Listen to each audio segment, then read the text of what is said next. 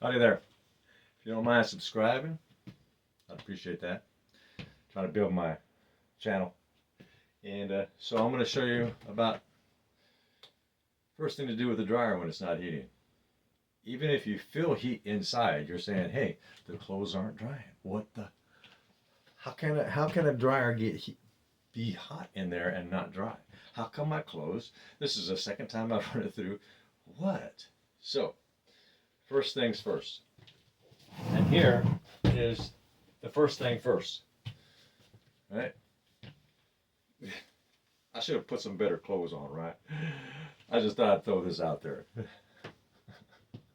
I know I kind of look like I got pajamas on, but they're not. So what you're going to want to do before you call Appliance Tech or something like that, those guys aren't cheap. Sometimes they go in there and I recommend this and recommend that, and then, you know, next thing you're in it for $400 or something, right? I've been there when I was younger. The cars or whatever. It's like, what? That was only a $2 part. Yeah, but, you know, we charge a minimum of this and a minimum of that. Well, it took you 5 minutes, yeah, but we charge a minimum of $200, or you get my point, right? So, first thing you want to do is with a dryer, if it's not heating, even if it's got heat, whether it's got heat or not, you're going to want to pull your dryer out. If you've already checked your lint screen, you've already eliminated, because if your lint screen gets clogged, it gets too full, especially if you're drying shop towels, things that where the fibers, like old towels, the fibers are coming off, and you're doing an old clothing or something, right? This can get clogged even before it finishes one load. Even before it finishes, you're going, oh, this load ain't dry. Pull the screen out, make sure it's clean, and then do it again, right? So, lint screen number one. We kind of forget about this thing sometimes, right? How critical that is. It doesn't clean itself. There's no little munchkin in there going, hey! You know, they go, hey, munchkin, you're not doing your job. So, we're the munchkin. So, you do that first, number one. You should do that every time before you put your clothes into the dryer. Before you put your clothes in the dryer, check it. Clean it. Take it all off. Even if it's a little bit. It makes a big difference in your heating bill too, your electric bill. So clean it before. When the dryer's done, clean it after. Check before, clean after. And you'll cut down on your utilities. Because what happens, even if you get a thin layer of lint on this screen, even a thin layer, your dryer's going to run longer. And your utility bill is going to go up more. It's just how it works. Physics, man. So, number one, always clean it. Twice on Sunday. And then you use it. Ah, still not drying. What the heck? Okay, go outside, wherever your vent vents out to. Make sure there's nothing up against your vent. That'll do it. Got to get the moisture on, moisture out. If it can't get out, then it's going to stay backed up, so you get backup pressure. So that moisture is going to stay backed up on the clothes, and your clothes won't dry. I did this for 30 years. I had a business, major appliance tech business. Went to college, got an associate's degree. I have a little bit of conceptualization of how appliances work. So, just call me Tech Jim. And so, and if you don't see any blockage on the outside, so there's like sometimes they have those little flaps on the outside wherever the dryer vents out to. Those can get stuck. Make sure they're flopping freely.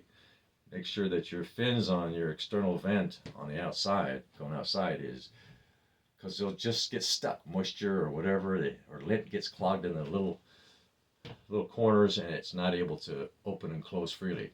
So check that. See how simple these things are getting? Very simple. So if those things all check out, and you've turned your dryer on, and you got your clothes out, you turn your dryer on, and you turn it on, and then you let it go for a couple of minutes. You put it on, you feel heat. Well, you know it's not the dryer. It's not the dryer. It's external. It's something external. You're getting heat. You're going to dry if you don't have these other problems. So then what you'll do, right, you'll pull the dryer out, and you'll want to check your vent hose, right? You'll want to check your venting. You know, like a plumber, you know, you got this thing and you run it through. Make sure you don't have, because sometimes a mouse or some other critter will get in there, a rat. They'll literally build a nest in there.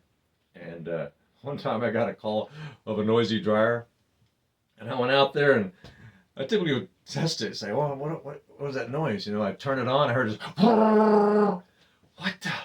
There's something in that fan blade. So I took the back panel off, took this plate off that was over the fan blade, and I looked in there. In fact, right before I did that, the lady goes, "Well, we lost our hamster, we can't find it." I went, "Oh," I took that panel off. And yeah, I watched the hamster take its last movement.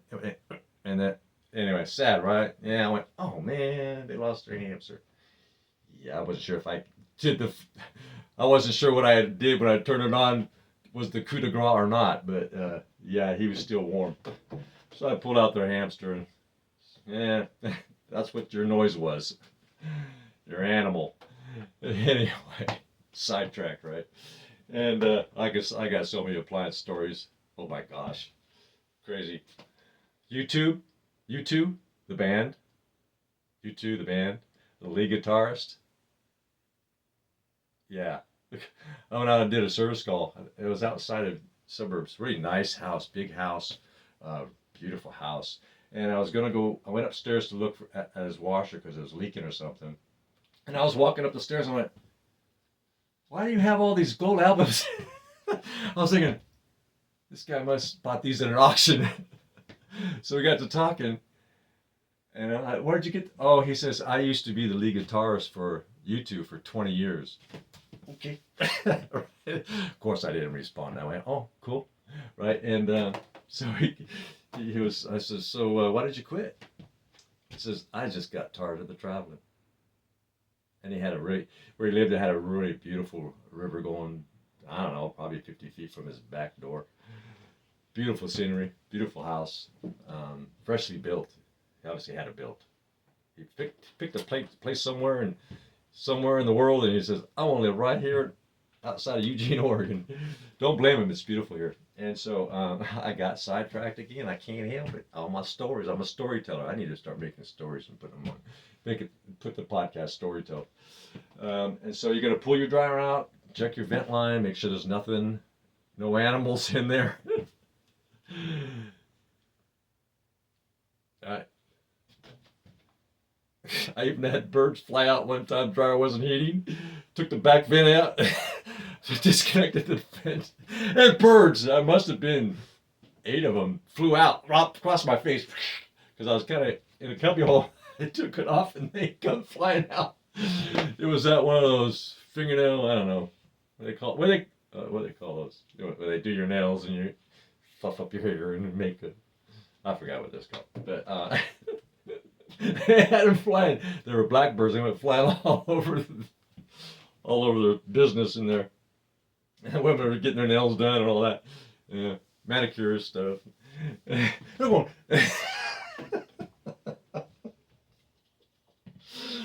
Yeah, the birds came to a vent, so their venti was on a roof, and so the birds got through somehow. A bird, or maybe she made a nest up there, and the nest fell down, so the babies hatched, and they were in the vent. Maybe she was dropping food down from the top because these were full grown. They flew, and so anyway, so if that's not the problem and it's still not heating, what I recommend is you leave the vent disconnected, just to eliminate variables, right? Got to eliminate this, eliminate that, eliminate this, eliminate that. You keep going until you've eliminated all these simple things, and boom, you're going to hit it eventually, whatever it is. Process elimination, you know what I'm saying? So let your dryer run without the vent connected. Try to get the hose up so it vents out in the open, because you don't want to turn your dryer on really, because you'll also be keeping that moisture there. So vent your hose up, maybe put a nylon stocking on the end and use it for a while to see if it's still if it's functioning well. Because if you're getting heat, theoretically it should dry. Now, another possibility is that you've got something in the fan back there. Of course, that's a little more complicated. It ain't gonna be a simple task there. But let's eliminate all the most common things first. So the most common things when a dryer is not drying is what I've mentioned. Now, if you're not getting heat, say you turn it on and you put it on the heat cycle and you're going along and it's not getting any heat at all, well then you're gonna might want to call a tech. Don't call me, I'm in Eugene. No, I had somebody. I used to do contract work for LG, and they wanted to fly me to Chicago. What? I said no. Unless you can pay me like $5,000 for that service call. LG wanted to send me all over the doggone country. I was their main two guy here in Eugene for years. They couldn't find anybody because they were new appliances and nobody knew how to work on them. And I challenged everything, right? To computer analysis and college. I challenge everything. I'm a challenger. Want to challenge me? Come on. All right. And so, if it's not heating, you put your hand in there, it's not getting any heat after a few minutes, then, you got a number of things that it can be then. Maybe you're only getting 110 somehow, because you can get one line of circuit breaker. One side can trip, right? So go to your circuit breaker, locate the breaker to your dryer, flip it all the way off, and then back on. Because in those circuit breakers, there's two. Even though there's one handle, one side can actually trip. I'm thinking drives all apart and say, what is the problem? And then I said, I've eliminated everything. Check the voltage from the wall. It was 110. I went, how's that happening? I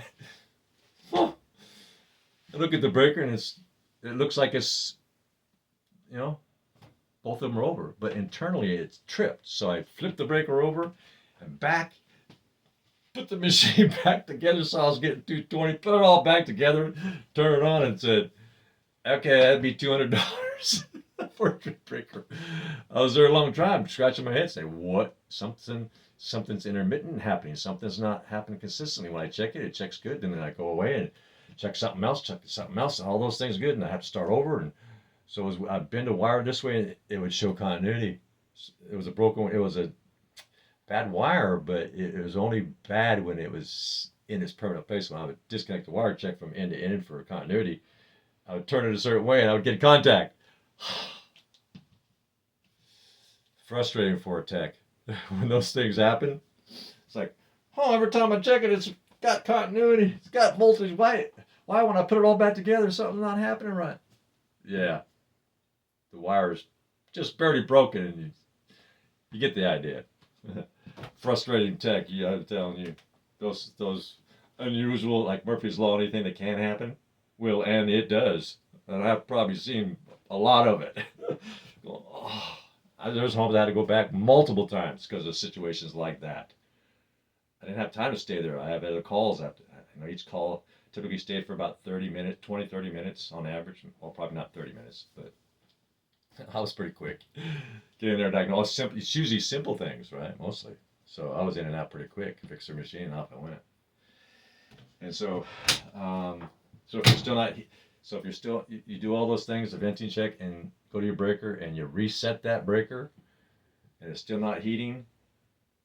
Well, now you're talking about dismantling the machine, and you've got to have a multimeter, and you're going to want to go through the tech process, right? You're going to want to check thermostats and elements for continuity or voltage here and there, and make sure your computer board is, getting voltage to where it's supposed to be getting, because you can have a problem with the computer board that, because you got 110 that comes through the computer board, and then it runs that line through the heating element and stuff like that. Engineers are kind of design it differently, but sometimes, so it's about probably calling a tech if you're not familiar with how to use a multimeter, multi-volt tester and all that. So those are the simple things, right? So eliminate the simple things. Save yourself some money so you can buy some more toilet paper. I got a podcast about I never use toilet paper. What? No, I never. No, my hand never goes below the commode. Nope. I want to watch that podcast. I went to look at the price of toilet paper. It was through the roof. I went, wow, you gotta buy toilet paper, spending money. Now that toilet paper should have dollar signs on it. And then you flush it down the toilet. Flushing money down the toilet. So I went, So I got myself a bidet. And I installed it. It took me like all 5 minutes. Well, I'm also a plumber and electrician and all that. So it only took like 5 minutes. Somebody who's doesn't have those skill sets, just follow the directions. It might take you 10, 15 minutes. It's pretty simple, really, to install a bidet. And that's what I've used ever since. No toilet paper, no nothing. I use these little corncob sponges with a handle to dry to get the water off. It's like a towel. I use it like a towel. So every day I take a shower. I get a shower every day, multiple times, right? Pretty sanitized too. I mean, toilet paper. What's happening? Smearing stuff around, right? Oh, we don't like that stuff. No. So I take a shower every time I use the bathroom and washed all that away. It's a power spare. Bidets are like power spare. Careful, man. It'll give you a new hole to go by. They can be pretty powerful.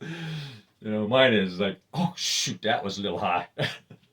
Got a little knobby jobby, you turn it where you pressure you want, and so you can make it go to the bottom part behind, or it'll fold over and it'll wash the front. Give the shower in front, right? And you're getting two things. You get multiple things here, man. It's not just a dryer video, right? Just when I thought it was safe to go outside, I clicked on this podcast. And so if you have any comments about or curiosities, you get to a certain point, you're going, leave me a comment. Subscribe, help me grow this channel. And there's lots of other things, videos I've made about different things you might find interesting. I'm a singer. I'm a writer. Okay. You have a good day. Please subscribe and help me grow this channel. It's just a little baby right now. And I need people like you to help this boy grow up. Become a big boy, independent. And that happens with you subscribing. I highly appreciate it. Humble and kind. And anyway, there's a dryer lesson for today. You have a good day. You hear? Bye now.